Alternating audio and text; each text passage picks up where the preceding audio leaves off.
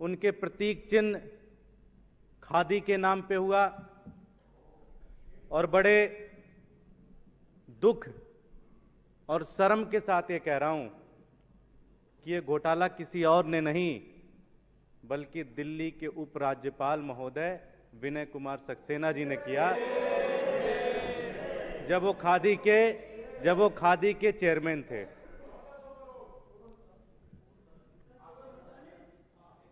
आप 3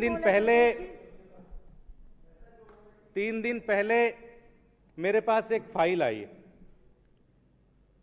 ये फाइल पढ़ने के बाद मैं दंग हो गया कि किस तरह से नोटबंदी के दौरान जब सैकड़ों लोगों की जान चली गई, हजारों लोग बेघर हो गए, लाखों लोगों की नौकरी चली गई, लाखों लोगों के बिजनेस तबाह हो गए, लोग भूखे थे, अन्न के लिए तरस रहे थे। उस समय हमारे एलजी साहब 1400 करोड़ के भ्रष्टाचार में लिप्त थे। जब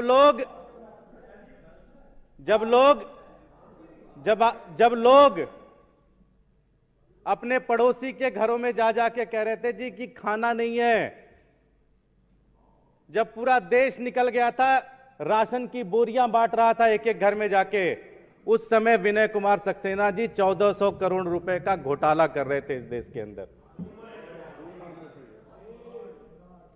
यह घोटाला बहुत शानदार तरीके से चल रहा था, पता भी नहीं चलता किसी को कि ऐसा कोई घोटाला भी चल रहा है। लेकिन मैं इस सदन के माध्यम से उन 2 कैशियर संजीव कुमार जी और प्रदीप यादव का बहुत बहुत धन्यवाद देता हूं, सलाम करता हूं, जिन्होंने अपने जान पर खेलकर, जिन्होंने अपनी जान की बाजी लगा दी कि यह घोटाला किसी भी तरह से देश के सामने आना चाहिए।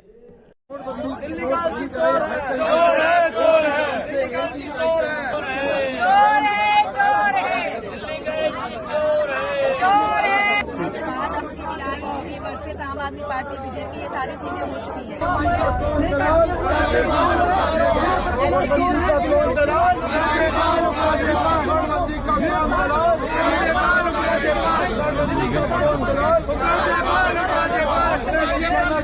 आज दिल्ली विधानसभा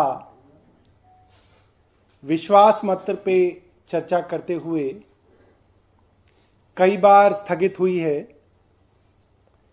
और आम आदमी पार्टी के विधायकों की मांग है कि नोटबंदी में गैरकानूनी तरीके से ब्लैक मनी को वाइट कराने का ये जो काम खादी विलेज इंडस्ट्रीज कमीशन में हुआ है, इसकी निष्पक्ष जांच केंद्र सरकार कराए। इस विषय में हमारे विधायक साथियों ने ये सोचा है कि आज सभी साथी दिल्ली विधानसभा में ही रुकेंगे और रात को गांधी जी की प्रतिमा के नीचे सभी देशवासियों के सामने अपने प्रयास करेंगे कि इस मामले में, जो कि सीधी तरीके से देश के राष्ट्रपिता महात्मा गांधी जी से जुड़ा हुआ मामला है, खादी का मामला है, खादी से जुड़े हुए भ्रष्टाचार का मामला है, गांधी जी की प्रतिमा के नीचे शाम को 7 बजे सभी विधायक साथी बैठेंगे और रात भर विधानसभा में ही रुकेंगे। देखिए, मैसेज साफ है कि जो भारतीय जनता पार्टी हर बात पे ये कहती है कि भाई जांच में क्या दिक्कत है, जांच करा लीजिए, जांच में तो कोई परेशानी नहीं होनी चाहिए। और आम आदमी पार्टी कहती थी हां जांच आप करिए, तो आज आम आदमी पार्टी ये मांग कर रही है कि एलजी साहब की भी जांच तो होनी चाहिए। जांच में क्या दिक्कत है? एक निष्पक्ष जांच की मांग हम लोग कर रहे हैं और हमें लगता है कि केंद्र सरकार इसको मानेगी।